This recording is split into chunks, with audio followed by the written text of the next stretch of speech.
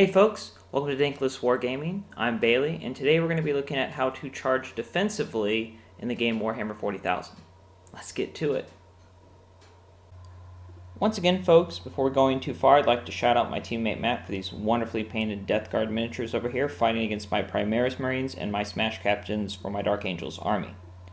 Now here's the situation.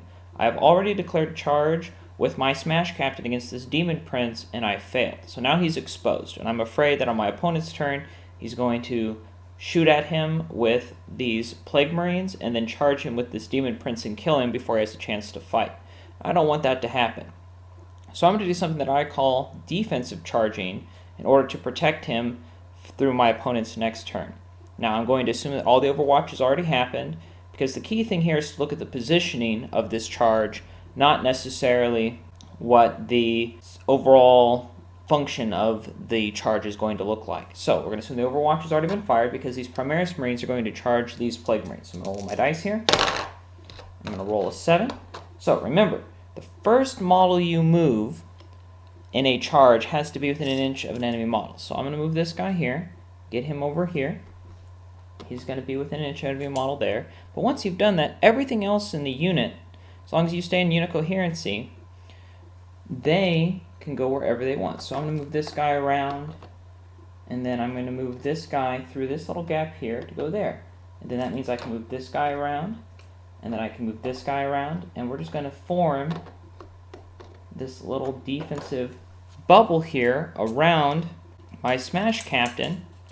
So that way, even if a few guys die from the fight phase here with these Plague Marines, even if a few guys get smited by this Demon Prince here or shot at by these Plague Marines, I'm still going to have this nice defensive bubble, so that way these Plague Marines and this Demon Prince would have to charge the Primaris Marines and not necessarily charge my Smash Captain right away. Then my Smash Captain would then be free to heroically intervene or wait until my next turn to then charge and kill the Demon Prince, which is what I wanted all along. For this next tactical situation, I had to go get one more model. This one is a Dark Angels Vindicator that was painted by my high school teacher, Ashley. Now, for this situation, in terms of defensive charging, we have to consider the stat line of the Vindicator. So the Vindicator has a big, huge demolisher cannon that can just pound all sorts of things into dust, and it hits on 3s normally as long as it doesn't move, because it is a heavy weapon and it doesn't have Power of the Machine Spirit. So if I wait and let it shoot on its turn, that Vindicator is going to be hitting on 3s. Now, in my charge phase, I'm looking at this. I really don't want these guys to get hit with a Strength 10 gun with huge AP and all sorts of damage attached to it.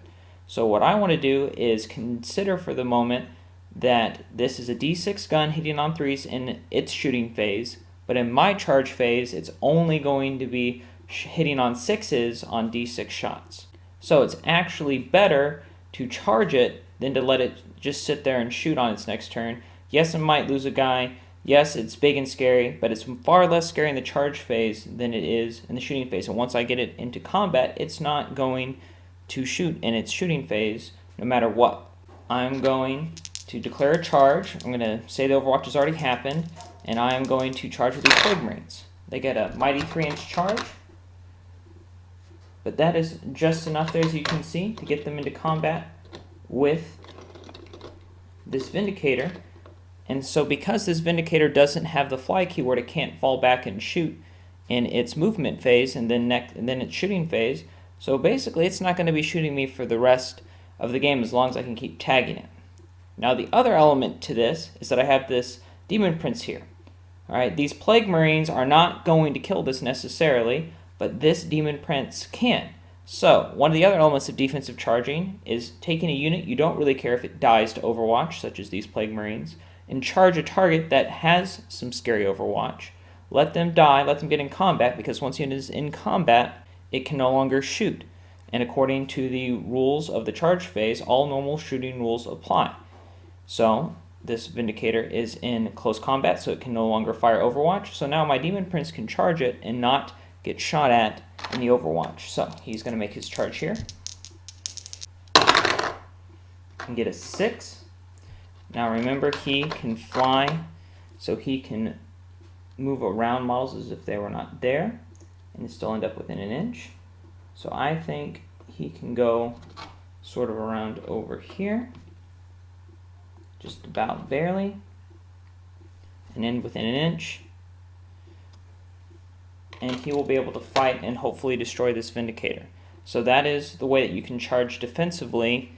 In the charge phase, in addition to trying to protect characters, you can use it to stop something big and powerful from shooting the shooting phase, where it's far more effective.